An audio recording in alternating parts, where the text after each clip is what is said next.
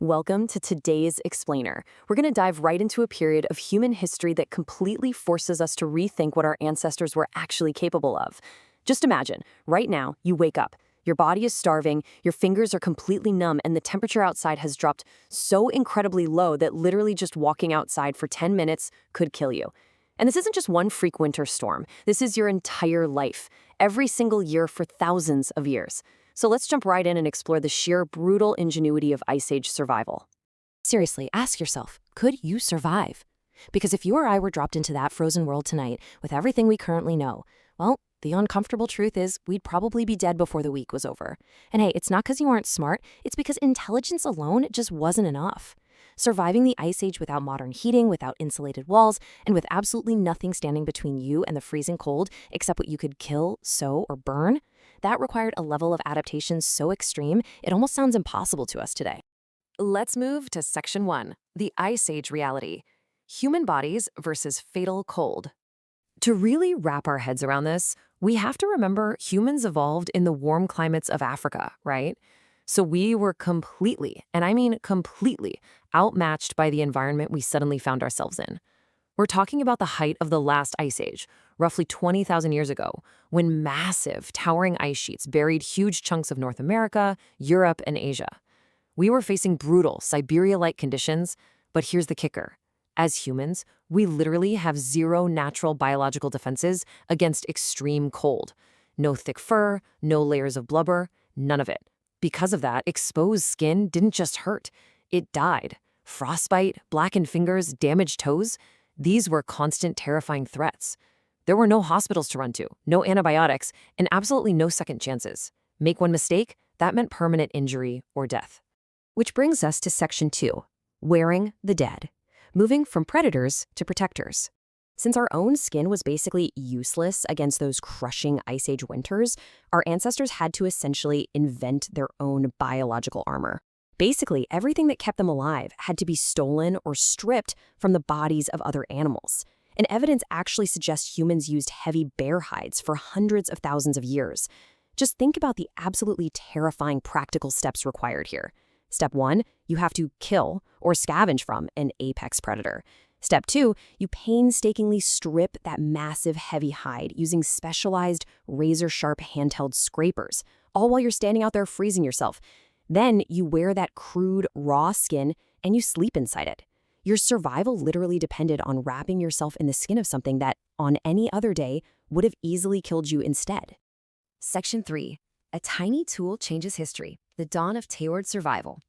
Now, for tens of thousands of years, that crude clothing, just loose hides simply draped over the body, that was effective enough to keep you alive, sure, but your exposed skin was still super vulnerable to the freezing wind. They desperately needed a massive technological leap.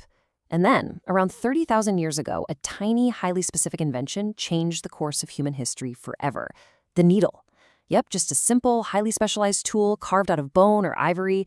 It was small enough to fit right in the palm of your hand, but it was powerful enough to completely revolutionize how humans interacted with the cold. Under the old way, you had those loose, draped hides, a single layer, drafty, and incredibly crude. But thanks to the bone needle, we start seeing sewn, tailored clothing. For the very first time, humans could create garments that actually fit their bodies. They were taking reindeer hide, fox fur, all these materials, and sewing them to create multiple complex layers. It worked just like a modern winter jacket. Those layers trapped body heat and physically blocked that freezing wind.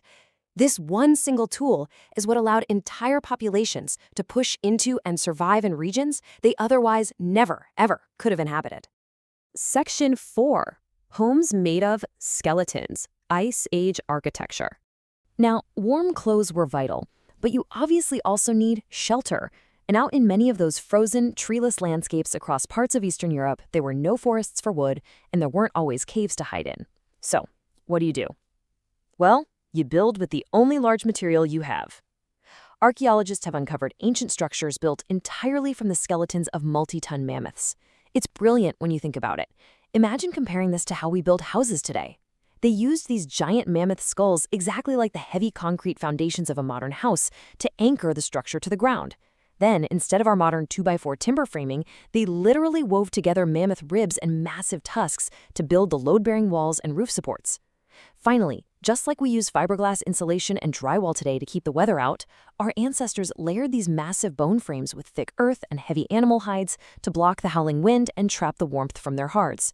They were quite literally engineering modern-style insulated houses entirely out of giant skeletons.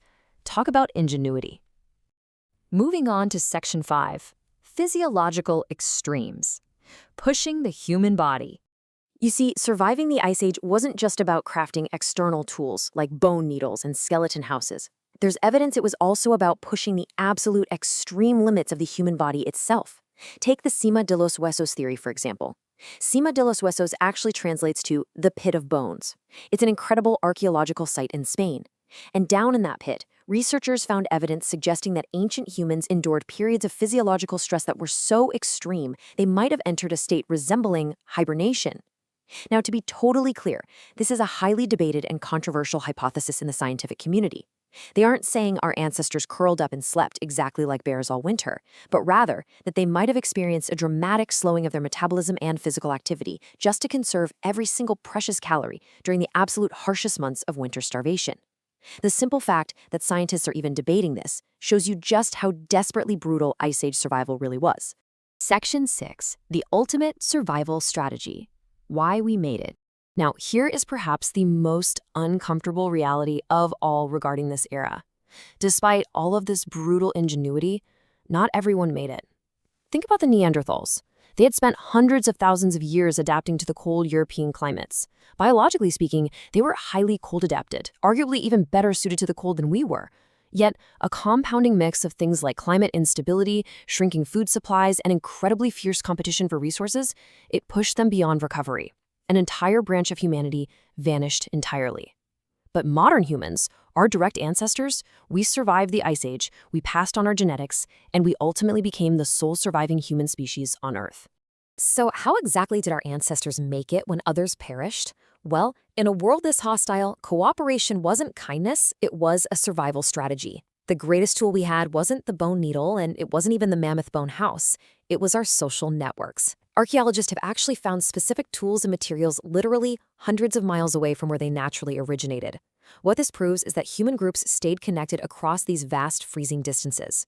If one group was starving, they had an established trade network and an alliance system to fall back on. Cooperation really was our ultimate survival tool. We so often imagine our ancient ancestors as primitive, right? But survival at this level required a brutal, incredibly persistent genius. Every single tailored coat, every mammoth bone foundation, and every social alliance was built directly on top of a foundation of starvation, frostbite, and fear. The whole reason you can pull a warm, cozy blanket over yourself tonight isn't because humans were perfectly adapted to the cold. It's because, generation after generation, they absolutely refused to surrender to it. Which leaves us with this final, crazy question to ponder. What extreme limits would you push yourself to if survival was your absolute only option? It's truly incredible to think about that level of grit and determination, encoded right into our very DNA, passed down from the exact people who conquered the ice. Thank you so much for joining me for this explainer. Keep questioning, keep learning, and I'll catch you next time.